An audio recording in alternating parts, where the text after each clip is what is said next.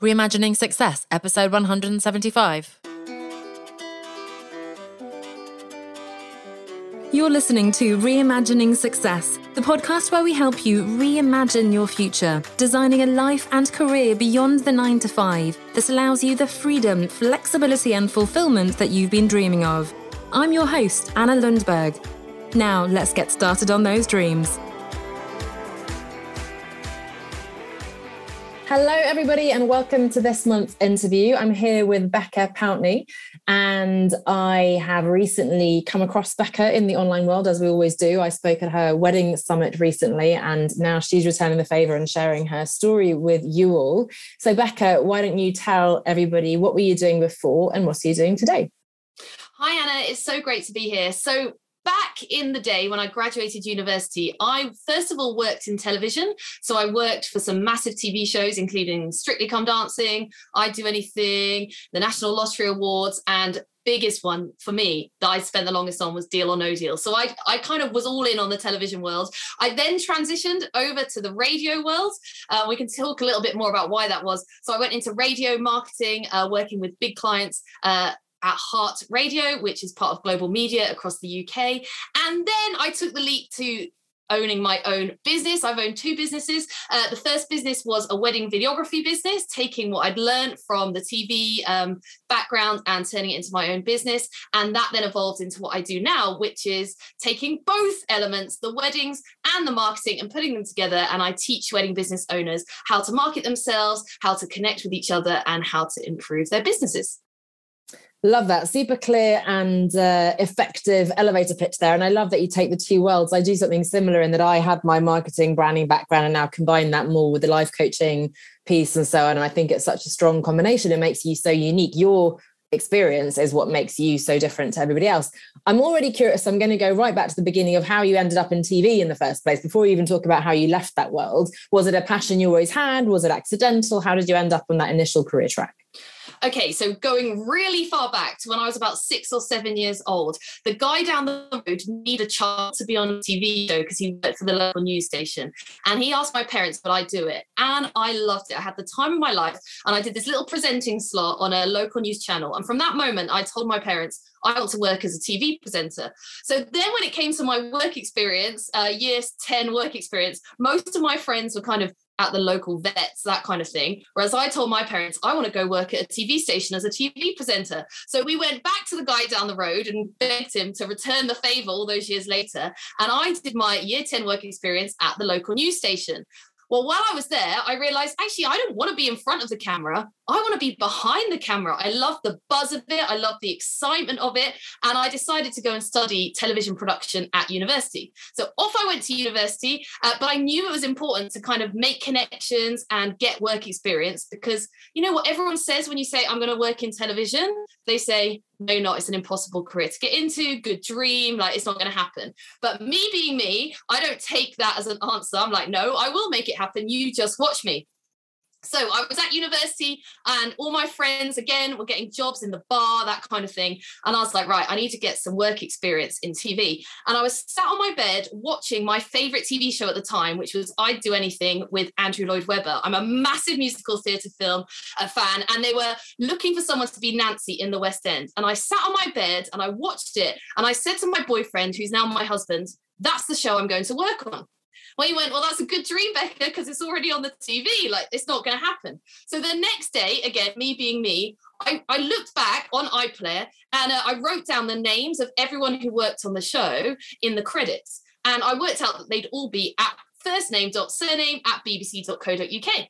So I emailed them all and just said, hey, I'm at university doing TV production. I love your show. I'd love to just come and do one day work experience. Does anyone have any space? And no one replied for ages. They must have thought I was crazy, because now I know that they're all in one office. And then one person replied and said, actually, someone's dropped out for the weekend. Yeah, come and do your one day's work experience. So the following Saturday, from when I'd been watching it on TV, there I was in the BBC studios in London, working as a runner on that very TV show. And I did my one day work experience. I got on really well, and they invited me back for the rest of the series and started paying me. So that was kind of what launched my TV career. And once you've got that on your CV, you can start moving around and getting all sorts of other jobs.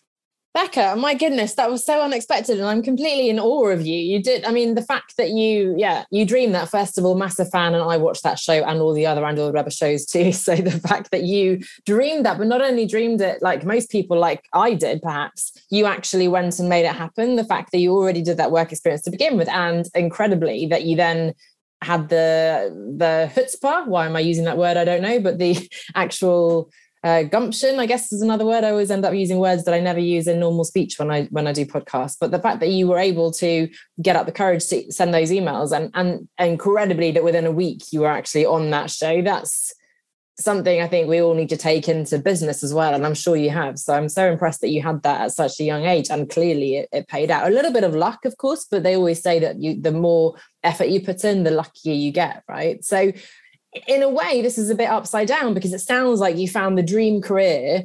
You were really successful really early on, and you've achieved everything you wanted to. And that's sort of the world that a lot of us maybe aspired to when we were younger. As you said, lots of people say to those types of careers, that's never going to happen. And yet you made it happen. So talk us then through the next stage. What happened? What led you to pivot again? So I absolutely loved working in television. I'm not going to pretend I didn't. It was incredible. It was an amazing experience. But you talk about escaping the 9 till 5. This was escaping the 6 a.m. till the 11 p.m. Like, it was insane. I loved it, but it took over your life. So you would go to work first thing in the morning. You would work all day, barely get a break for a banana. And then you would go to the after party at night. So it was work hard, play hard. It was really fun. And I did that through university every weekend, and I loved it. And I drove from Bournemouth up to London every weekend and stayed on all sorts of people's couches. Then when I graduated, like I said, my boyfriend at the time, we got engaged. We moved to Bristol. I got my job on Deal or No Deal. And again, I loved it, but it was long hours and I was working all the time. And the other thing with television is it's short contracts. So you know, they don't film Deal or No Deal 12 months of the year. They maybe film it 7 months of the year, and then you find yourself with a gap to find some other work, and then it goes again. And so you're constantly looking for work. And as much as I loved it, deep down, I knew that I eventually wanted to, well, I was getting married. I knew I'd want children. There wasn't really maternity pay in the television industry at that time. If you got pregnant, you just lost your job, unofficially, but it just wasn't going to happen. And I knew that I needed something more secure, which is why I then took my leap into radio. Okay. And again, I find it interesting because we have these aspirations to go into these very shiny, glossy careers, but then on the inside, there's a different story. And to some extent, maybe it's a young person's game. I think that, you know, my boyfriend worked in advertising, and the whole sort of work hard, play hard, schmoozing in evenings and weekends and ski holidays. That's great when you're younger. It's not as appealing, although pretty appealing now after years of COVID and not being able to travel. But, you know, that social sort of pace isn't something that's as appealing. And the other aspect of that is, that from the outside, it looks like an amazing place to work. But of course, there can be cultural issues and poor work-life balance and so on. So it's always interesting to remind ourselves, I think, of that it's not necessarily in reality what we think of it from afar, I suppose. So what about radio then? Did that tick all your boxes in terms of work-life balance and shorter hours? And how did that work out? So I knew someone that worked at the radio station, and all the way along in my journey, I've learned from my dad actually originally that it's all about who you know, not what you know. And that's something I teach my wedding businesses all the time. It's about making connections. So I have this friend who worked in the radio station. So I talked to him about it, found out a bit more about the job. And it seemed perfect to me because it was still that kind of glitzy excitement that I had in TV. But guess what? Radio is recorded every single day of the year. So there wasn't that kind of short-term contracts. The hours of the job that I was going to hope to take on were much more like 9 till 5. So it fitted in. And the most important thing to me was that they offered contracts and maternity pay. So I knew if I was there for the next 5 years, and I decided, and it did work out, and I did have kids, that the maternity pay was guaranteed. So he actually put a foot in the door again for me to get me the interview. I interviewed for that job, and I absolutely loved it. And what I loved was it was kind of more secure in terms of actually having a job, but you know, there was still that excitement which I crave because I love it, of Will Young maybe just popping into the office to go have your photo with, or you know, the parties that you were still invited to. So I still felt like I had a little bit of that glitzy life, but a lot more of a work-life balance. God, that's amazing advice you got from your dad there. It's who you know rather than what you know. I tend to fall into the what you know camp, and that kind of overachiever, kind of good girl at school, just wanting to learn more and more, and that can really hold you back. Whereas actually, as you said, the networking, dare I say, and talking to people, and again, getting out of your comfort zone and so on is so valuable. So thanks for sharing that as well. So you mentioned starting obviously 2 businesses. So again, why did you leave that stable, supportive environment of Will Young being around and so on in the radio world? So all my kind of life plans did start to come together. And in 2013, I got pregnant, essentially with my first child. And as I was pregnant, everything shifts. And I knew deep down that I've always wanted to try and have some kind of career where I could be at home. Now, I thought for a while, maybe I want to be a stay-at-home mum, but I realized very quickly that was not my cup of tea at all. So I decided, right, alongside this radio job now I'm going on maternity leave, I need to start some kind of side hustle to maybe take on one day. And so me and my friend were watching Dragon's Den together one day in the lunchroom at the radio station. And this idea came on for this wedding business with video cameras. And we were like, oh, we could do something like that in our area. And so me and her teamed up and we set up this side business doing wedding videography. It was shoot your own wedding videography. So we would send out the cameras, they would film the wedding, and then it would come back to us and we would edit it. And so as I kind of gave birth and started to bring up my child, I was on maternity leave, I started to slowly build up that business and start to network in the place where I was living at the time, which was Bristol. And then overnight, once again, as things do in life, everything changed. So we went on holiday to Centre Parks, me and my husband and my child. And while we were there, he got a call to say he'd been made redundant. And it was totally out of the blue. I was still on maternity leave. In my head, I wasn't ever going to go back to my job at the radio station. But all of a sudden, we can't have both of us out of employment. So thankfully, I hadn't given my notice in. So I jumped straight back on the phone and said, can I come back next week? So I went back a little bit earlier while he was trying to find another job. And again, all about who you know, not what you know. They said, oh, we actually have a radio station up in Milton Keynes, which is where my husband managed to get a new job. We'll put in a good word for you, see if there's any space for you, and maybe you can transfer over to there. So I did. I transferred over to Milton Keynes, which meant I had to buy my friend out of the wedding video business because she was staying behind in Bristol. And there I was in Bedfordshire with a job at the radio station. My husband in a new job in a completely new location. And guess what? No contacts in the wedding industry. So I decided I had to do something to start again. And so ... I'll let you continue directly. What did you do, Becca? What's the next chapter? Okay, so I was at the radio station. My son was in nursery and I was like, right, this still isn't quite right for me. I hated it. He cried every time. Having had a second child who doesn't cry when you drop them at nursery, I realized how hard it was having the first one because it just made me feel so guilty every single day. And although I was still doing a job I loved, the people in the office weren't the same as the people I had back in Bristol. And it just kind of felt like it wasn't quite right. So I knew this was the time I needed to sort this wedding video business out. But I knew nobody in the wedding industry, and so much of the wedding industry is about contacts and connections. So I knew from what my dad had taught me, if I wanted to find success, it was about connections once again. So I booked myself into a wedding exhibition where I could go and showcase my video business in Bedfordshire. And at the end of the exhibition, what happens is, all the brides and grooms come round, and then there gets to be a bit at the end where there's a lull. But the organizer won't let you pack away because you've paid to be there to a certain time. And really, there's no one left there. So what I did in that time is I went around and spoke to all the other exhibitors. And I said, hey, I've just moved to the area. This is my business. I don't know anyone here at all. So I was thinking, if I organize some drinks, would you like to come? And so I handed out my business card to everyone and exchanged. And everyone I spoke to said, yes, I would like to come. So I was like, wow, this is good. And then one person I spoke to said, I actually own this venue where we are now. Why don't you host it here?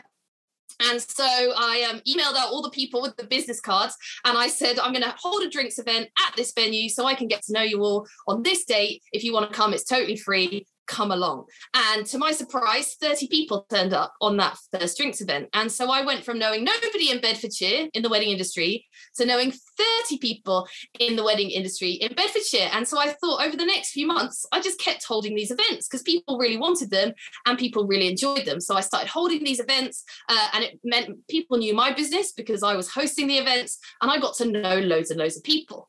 Now, as things happen at these events and I was chatting to people about their business, over time they realized that actually I knew a lot about marketing and advertising from my radio background. And so I started talking to them about how they could improve their business. So then they started asking more and more, can you help me improve my business? Can you run a workshop on this? And it kind of evolved from there into a natural point of where I am now, because I got too busy so I left the radio, and then I got too busy again. So I stopped the wedding video business, and that's where I find myself today. So I started that, I was back in 2016. Here we are in 2022. And now I know thousands of people in the wedding industry, and I absolutely love what I do. And you make it sound so easy, Becca. And I wonder if we go into the interior workings of your mind, did you ever feel panicked? Oh my goodness, my husband's redundant. How am I going to make this work? Or I don't know anyone. I just want to crawl up and hide away in a corner. Did you ever have any of those mindset things? Or were you just always, nope, I know what to do, go out and talk to people? Just, it sounds so easy the way you lay it out. What were sort of your thoughts around it? What was going on inside while you were doing these action steps, I guess is my question. So obviously there was a moment where I knew that it was scary because he got made redundant, but he's an engineer and I knew he was very employable. So I knew it was a matter of time before he got another job. So I wasn't financially terrified. And I also knew that I could be at the radio station kind of as long as I wanted to, really. That kind of just worked out. But that mindset thing is so important because, again, from a very young age, my dad, who's self-employed himself, and my mum, they really taught me you can do anything you want. Like, just go and do it. And then they gave me that self-belief. So when I graduated university, I decided I wanted to work as a dancer at Haven just for fun, for a summer season. And so off I went for 3 months and did it, just to tick it off the list. And I think so often the reason it sounds so easy is because it is quite easy. It's just we don't actually get past the step of taking the action, and we just sit back and wait for something else to happen externally. Whereas actually, when you're proactive, often you can achieve all sorts of things. The other thing is you have to kind of get a little bit hard and understand that there will be a lot of no's or a lot of other things. Becca, I'm just losing your sound a little bit. Can you check? I'm not sure if you can see anything your end. I just want to make sure we can still hear you. If you can turn it off and on again, perhaps. Is that better? Much better, yes. So you were just saying you get a lot of no's. That's where we left you. Yeah, so I think it's important that you realise you may get a lot of no's in your business. So think right back to my first example. I must have emailed 30 people off of the credits of that show. Only one of them ever emailed me back. So technically that was 29 people saying no. And I think you only need one yes. You could have 100 no's. You get one yes, then that's going to take you a little step forward. And I think it is a lot about self-belief and knowing your worth as well. Because if you know that you're going to bring something to a situation, then it gives you the confidence to go ahead and do that. And I always look at things as how can I help other people rather than how can they help me. So if I go and approach a situation like going to those suppliers, yes, in the back of my mind I was thinking I need to grow my own business, but I was also thinking, well, how good is it going to be for us all if we all come together in one room? Like, why wouldn't they want to come to a free drinks event? Like, it's a no-brainer. We can really hear and see that self-belief, I think. And I love what you said about the no's. It's something I'm working on now. And I've just shared in my business accelerator, we've just started doing a post on Failure Friday. Instead of sharing your wins at the end of the week, we're sharing our failures, because actually, if we're not failing, we're not trying hard enough. I think failing in the sense, not of something dramatic, but really, as you say, getting some no's. You have to wade through the no's in order to get through the yeses, right? So I love that. As you said, out of 30 people, you just need one yes. And look where that led you. And again, you got those 30 people coming to this event. And it sounds like you're really coming from a place of serving, both knowing your own value, but thinking, how can I help these people? You saw a genuine opportunity for connection. And I'm sure that must have radiated from you. So it wasn't a needy kind of desperate, please come to see this because I need you guys as clients in the future. It wasn't in any way sleazy, as people feel, trying to do that salesy pitch. So I think that really comes across, and that's so valuable. In terms of the business now, what are the challenges you see for you at the moment? Obviously, you've had a couple of tough years, I imagine, for your clients, but for you personally as well, what challenges do you have at this stage of your business?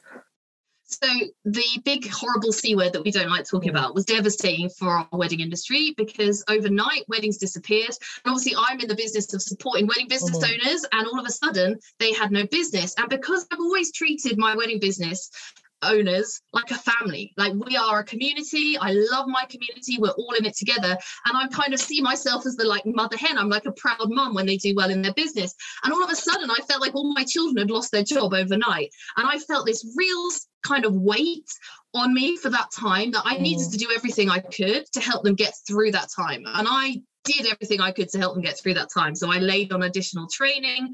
I was there if they needed to chat.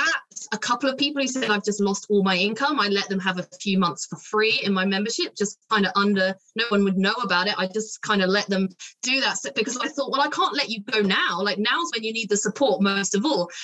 But I worked so hard, and I think it's only been over the last probably about 6 months where I realized the personal toll that emotional weight had taken on me. And I realized I actually need to get better at, like, as my business grows, I cannot be the mum to every single one, and some of those businesses will thrive and some of those businesses may struggle, and people go through all sorts of their struggles themselves, and I need to learn sometimes to emotionally disconnect from that. And yes, run a great community, but actually, like, my number one priority is making sure my family's okay. And so I think that's kind of the battle that I have sometimes, is that I want to give, and as you can hear, like, I'm a real giver, but sometimes I have to rein myself back in and realize actually you can't give all of the time to all of the people.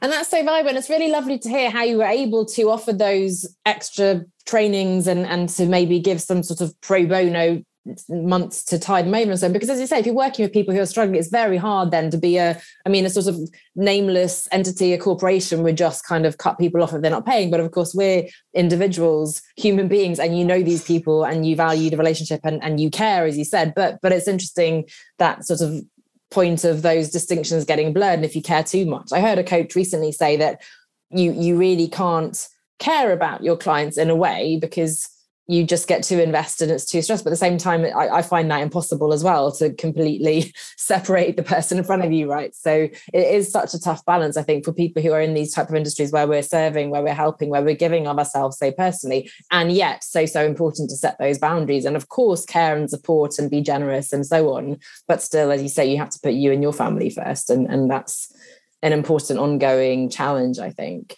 If we shift it around to the positives, then what are the best things about what you're doing now? You've been so enthusiastic about all the different phases of your career, which I love, but what are you enjoying particularly at the moment?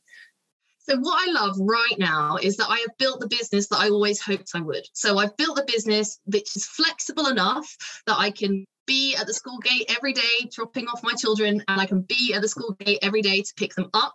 Now, I know that's not what everyone wants, but for me, that was always my why. I wanted to be there for them, and I'm able to do that. I'm able to schedule my time so that I can be with them in half terms. Yes, that has a knock-on impact. It means I have to do some late nights and other things, but I just love that I have the flexibility. The other thing that I love is I've still managed to retain some of those exciting things that I had from my old life, like the things that I loved about being TV and radio. Okay, Will Young isn't walking into my home office very often, but because I'm in the wedding industry, it's glitzy and glamorous. Because I'm a wedding blogger on the side, which we didn't even talk about, I get invited to events or get free overnight stays occasionally. And so I've kind of managed to cling on to the bits that I loved, but get rid of the bits that I didn't like, which was having to be in a certain place at a certain time, and something we haven't talked about at all, having to be the person who has all the ideas and a boss that just doesn't really want to listen to them. Whereas now I'm the boss. If I've got an idea, I can implement it. Love that so much. So I was just thinking, Will Young did walk into a cafe when I was sitting there working once. So, it can happen even if you're not working in TV and radio. There you go. We're living the dream. But that freedom and flexibility is so important, I think, as a parent, especially. And as you said, we all make our own choices as to what that looks like. If somebody wants to fast track to the incredible place you are now, is there a shortcut to get to having that business, or do we have to go through these twists and turns of experimenting and the ups and downs and this works and that, this sort of trial and error phase? Do you think there are secrets? If you could go back and do things differently, would you? Or is it just a matter of recognizing it's going to take time? There will be those ups and downs, but you will get there ultimately. So I think there is no real fast track to success. I do think it takes time. However, I do think there are things I could have done quicker in order to make the money faster. So for example, I was running my networking events. It took me a little while to start charging people because I was frightened to do that. And I kind of wish I'd had the confidence to do that earlier, because actually, as soon as I did, everyone was like, great, well, why have you been doing it for free for so long? So there's some things that I wish I'd done sooner. But in terms of building the connections and building up your brand and your identity, I do think that takes time. I had an experience that I loved actually last week, if you're happy for me to share it, because because when I first started back in 2016 and I was doing these events, and I launched my wedding blog, there was a massive wedding exhibition in our local area, huge. And I always knew it would be so cool to like be involved with them or to be part of what they're doing or to be part, like help them out. And I remember going to that show and like having cards in my pocket and like sort of secretly chatting to people and giving out my cards, and people saying to me, if the show organizer catches you, you're going to be in trouble. And also saying they'll never work with you in a million years. Like they're this massive show organizer. Like, who are you? Well, just 2 weeks ago, or maybe it was 3 now, just 2-3 weeks ago, out of the blue, the organizer of said show contacted me out of the blue and said, hey, Becca, I've been told you are the go-to person in the wedding industry to help with marketing. Like, what can you do for us? And I was like, wow, look how far we've come since 2016, where I was nobody that no one was interested in, all of a sudden for them to come to me. And that is a matter of time. That's a matter of time, establishing your identity, doing good things, helping people along the way, and then other people starting to recommend you out there. First of all, congratulations. That's huge. And that is the dream for so many of us, right? To be the go-to expert. You want to be the one that somebody says, you have to go to Becca. She is the person to speak to. And clearly you've managed to do that. So any other tips then, or sort of one big thing that you'd advise someone who hears what you're saying, says, oh my gosh, I really want to get there. I recognize it's going to take time and effort and serving people and so on. But what piece of advice could you give to the listeners? Start building connections now. I am huge on building connections. It's something I talk about all the time because you don't know when you're going to need those connections. And I believe every connection in your life is a good connection. So even if you're not ready to start jumping into a business now, just start talking to everyone you come across. So people in the school playground, like get to know them, find out what they do, find out what their businesses are, find out who they are, find out what their family are. Like be a good friend to people, chat to people, link up with people, and then have the confidence in the future to go back to those people. Because I honestly think the biggest way to like grow your business quickly is to know as many people as possible. Because guess what? If you are a nice person and you help them out and you do stuff for them, then they recommend you on in the future. So my biggest piece of advice would be to just start building as much of a network as possible. Don't hide away in your house. Even if you're shy, do it online, but start expanding your network, find groups to be part of, go to networking events, and just be nice to everyone in everyday life. And look back at your history of contacts and see where people are now. Like I love to talk about my days in TV when I was a runner and I was literally like emptying the bins and doing stuff like that. The people that were runners with me then, who are my friends on Facebook still, one of them is a scriptwriter on EastEnders, one of them directed a feature film with Daniel Radcliffe, one of them was a producer on Love Island, and so all these people that I kept in touch with from a long time ago are still my Facebook friends, and now in these really great places who I know that if I needed to, I could reach out to them and work with them again. See, what's really beautiful about that is that there's no sort of sleazy spamming all your contacts. There's no having to come up with your pitch and get uncomfortable and network. And so it really is just having conversations with people, getting to know them, and then trusting that in the future something might happen, something might not. It doesn't matter. I help them, they help me. And that sounds much more relaxed than the whole pressure of having to try to, when do I tell them that I need this from them? Or, it makes it a lot easier, I suppose. So thank you so much for sharing that. And I can really see concretely how that has served you through the years and the twists and turns of your career. So much more I want to ask you, and I'd love to hear so much more. You've got such interesting stories, but if we'd like to find out more, and I know you mentioned you're blogging there too, so if you want to tell us where we can find you in the online space and to learn more about what you do. So you can find me at www.beccapountney with a silent n.com.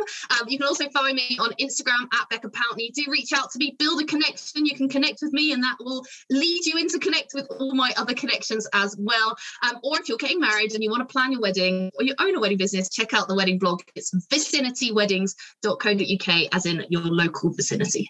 And you heard it here first. Becca is the go-to person for marketing in the wedding industry. So this is really the creme de la creme of the experts here. So Becca, thank you so much for your time today. I know you've got lots on this week, so best of luck with that, catching up after half term last week as we're recording, and looking forward to nurturing this connection with you as well. I've loved hearing more about you. Some unexpected stories there, so I'm always really happy to hear it myself, very selfishly. So thanks so much for your time today, and looking forward to staying connected. Bye. If you'd like to create your own transition story and escape the 9-to-5 to work for yourself, then come and join us over in the Business Incubator. This is a comprehensive online program and community designed to give you the roadmap that you need to help you figure out what you really want to do, come up with a workable plan, and take the right steps to achieve it. Read more and join us over on onestepoutside.com/9-to-5. That's onestepoutside.com/9-to-5.